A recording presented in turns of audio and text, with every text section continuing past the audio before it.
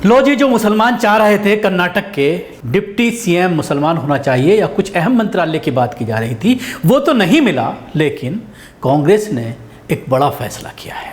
कांग्रेस ने विधानसभा अध्यक्ष एक मुस्लिम एमएलए को बनाया है और इसके साथ ही बड़ी बात यह है कि इस मुस्लिम एमएलए के खिलाफ विपक्ष ने अपना कैंडिडेट खड़ा करने तक की भी हिम्मत नहीं जुटाई और किसी को भी उनके मुकाबले में खड़ा नहीं किया, जिसकी वजह से निर्विरोध ये पूरी तरह से चुन लिए गए हैं। यानी बिना किसी मुकाबले के मुस्लिम एमएलए को अब कर्नाटक विधानसभा का अध्यक्ष चुन लिया गया है। हाल ही में कर्नाटक विधानसभा चुनाव में कांग्रेस ने जबरदस्त जीत हासिल कर भाजपा का सामना हार से कराया था। 20 मई को सिद्धारमैया ने दूसरी बार राज्य के मुख्यमंत्री के तौर पर शपथ ली।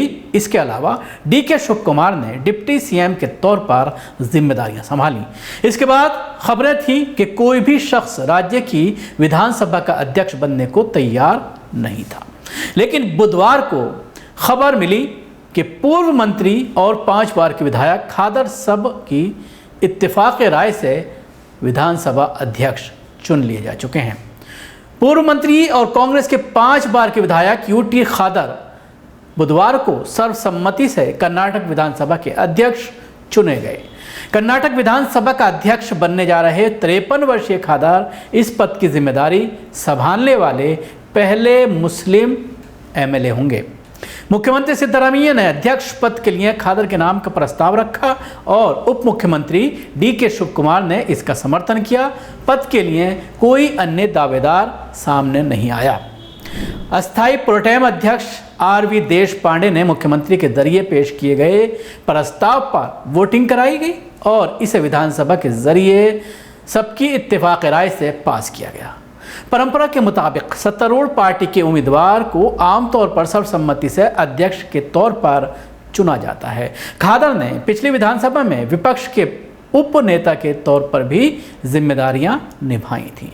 वे पूर्व में कर्नाटक सरकार में मंत्री के तौर पर भी काम कर चुके हैं। याद रहे कि कांग्रेस ने कर्नाटक विधानसभा चुनाव 2023 में रिकॉर्ड 135 सीटें जीती हैं और बहुमत का आंकड़ा पार कर राज्य में सरकार बनाई है। इस जीत का बहुत बड़ा क्रेडिट राहुल गांधी की भारत जोड़ो यात्रा को दिया जा रहा है। राहुल गांधी ने जीत के बाद कहा था कि नफरत हार गई और मोहब्बत जीत गई।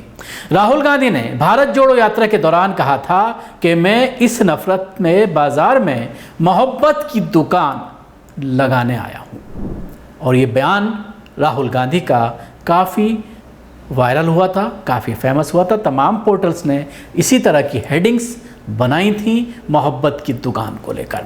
लेकिन अब जिस तरह से खादर को अध्यक्ष बनाया गया है विधानसभा का, लेकिन उसके बावजूद अभी भी मुसलमानों की ये मांग कि 85% से ज़्यादा वोट एक तरफा कांग्रेस को दिए गए, जेडीएस को नकारा गया, तमाम पार्टियों को नकारा गया मुसलमानों के ज़रिए, और ये दावा कि 100 से ज़्यादा सीटें मुसलमानों की बुनियाद पर कांग्रेस जीती है, ये दावा किया जा रहा है मुस्लिम नेताओं के ज़रिए, उलमा इकराम के ज़रिए। और उसके बाद ये मांग की जा रही थी कि डिप्टी सीएम बनाया जाए, लेकिन अभी तक कांग्रेस ने ये कहा जाए 2 पद जो दिए हैं उसमें एक मंत्री का और दूसरा विधानसभा अध्यक्ष। विधानसभा अध्यक्ष का पद बहुत अहम होता है। बड़ी बात है कि कांग्रेस ने एक पूर्व नेता, पूर्व मंत्री जो कांग्रेस के पुराने सिपाही हैं उनको इसके लिए चुना। और शायद यही वजह है कि जब मंत्री पद के चुनाव हो रहा था तो उसमें एक ही मुस्लिम नेता से मंत्री पद की शपथ दिलाई गई, एमएलए से शपथ दिलाई गई। और क्योंकि पहले से ही ऐसा लगता है कि कांग्रेस के दिमाग में चल रहा था कि किसी एक मुसलमान को और खादर को जो एमएलए हैं विधायक 5 बार के, उनको जो है वो विधानसभा का स्पीकर बनाया जाएगा। और सर्वसम्मति से जिस तरह से ये बनाया गया है, भारतीय जनता पार्टी ने अपना कोई कैंडिडेट खड़ा नहीं किया और तमाम लोगों की जो है वोट से, तमाम लोगों की सहमति से उनको अब अध्यक्ष चुन लिया गया है। एक बार फिर मांग की जा रही है मुसलमानों के ज़रिए कि अगर आप डिप्टी सीएम नहीं बना रहे, क्योंकि डिप्टी सीएम का चैप्टर अब क्लोज हो गया है, सिद्धारमैया मुख्यमंत्री और उप मुख्यमंत्री डीके शिव कुमार, अब कोई वहाँ पर कोई रास्ता नहीं बनता है। लेकिन अभी भी ये कहा जा रहा है कि कुछ और मुसलमानों को मंत्री पद दिया जाए और अहम मंत्रालय दिए जाएं। ये मांग लगातार की जा रही है। एकमात्र मुस्लिम खातून जो बुर्कापोश हैं उनको भी ये कहा जा रहा है कि उनको भी मंत्री बनाया जाए, क्योंकि उनके हस्बैंड भी कई बार के एमएलए हैं और पिछली बार वो भी बाई इलेक्शन में जीत करके आई थी।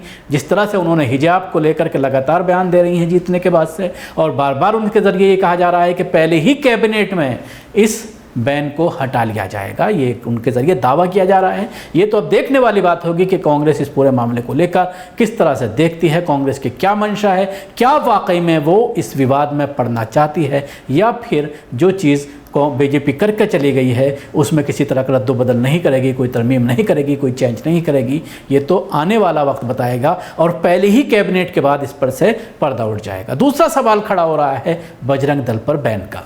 जहाँ तक ताल्लुक़ है किसी तंजीम पर बैन लगाने का, तो वो केंद्र सरकार के हाथ में होता है। जिस तरह की बात कांग्रेस के मैनिफेस्टो में इसको डाला गया, और कांग्रेस में बड़े कानूनी सलाहकार हैं, बड़े एक्सपर्ट्स हैं जो जानते हैं इस चीज़ को, बखूबी जानते हैं कि राज्य सरकार के ज़रिए बैन लगाना पॉसिबल नहीं है।